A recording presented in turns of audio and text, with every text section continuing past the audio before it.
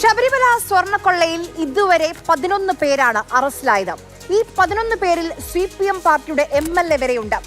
ഇന്ന് ആ പട്ടികയിലേക്ക് ശബരിമല തന്ത്രിയും വന്നു. ഇന്ന് തന്ത്രിയുടെ അറസ്റ്റിന് ശേഷം LDF കൺവീനർ മാധ്യമങ്ങളെ കണ്ടിരുന്നു. എന്തെങ്കിലും ചെയ്തതുകൊണ്ടായിരിക്കുമല്ലോ അറസ്റ്റ് ചെയ്തതെന്നാണ് TP രാമകൃഷ്ണൻ പറഞ്ഞത്. തന്ത്രി ഏതെങ്കിലും തരത്തിലുള്ള വീഴ്ച വന്നിട്ടുണ്ടാകും എന്നുള്ളത് കൊണ്ടായിരിക്കുമല്ലോ അറസ്റ്റ് ചെയ്തിട്ടുണ്ടാകുക. അതിന്റെ വിശദാംശങ്ങൾ വരട്ടെ. വിശദാംശങ്ങൾ നമ്മൾ ഒരാളെ രക്ഷിക്കാനില്ല.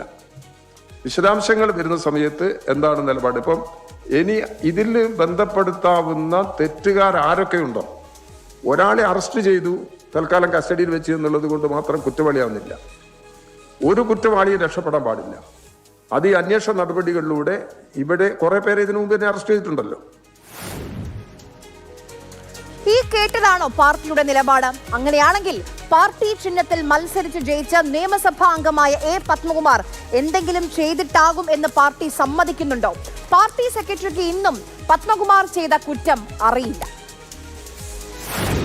ഞങ്ങളെ സംബന്ധിച്ചിടത്തോളം നടപടി എടുക്കുക എന്ന് പറയുന്നത് സംഘടനാപരമായ ഒരു ചുമതല മാത്രമാണ്. അതിൽ പ്രധാനപ്പെട്ട പ്രവർത്തനം എന്ന് പറഞ്ഞാൽ പത്മകുമാർ തന്നെയാണ്. പത്മകുമാറിൻ്റെ പേരിൽ നടപടി എടുക്കണമെങ്കിൽ 2 കാരണം കൊണ്ടാണ്. ഈ കൊള്ളയുമായി ഇവർക്ക് എന്താണ് ബന്ധം എന്നുള്ളത് കൃത്യമായിട്ട് തിരിച്ചറിയണം. അത് ഇതുവരെ തിരിച്ചറിയണ്ടില്ല. ആർക്കുമില്ല, നിങ്ങൾക്കുമില്ല, എനിക്കുമില്ല. ഇനി ഇതിൻ്റെ ഭാഗമായിട്ട് ക്ലിയറായിട്ട് കാര്യങ്ങൾ വരുമ്പോൾ ഈ പറയുന്ന 2 കാര്യങ്ങൾ ഉൾപ്പെടെ ചേർത്ത് ഏതാണ് എന്ന് തിരിച്ചറിവോടെ ആവശ്യമായ സംഘടനാ നിലപാട് CPIM സ്വീകരിക്കും. കഴിഞ്ഞ 50 ദിവസമായി പത്മകുമാർ അഴിക്കുള്ളിലാണ്. എന്തെങ്കിലും ചെയ്തിട്ടായിരിക്കില്ലേ അതുമെന്ന് പാർട്ടിക്ക് എന്നാണ് ബോധ്യപ്പെടുക?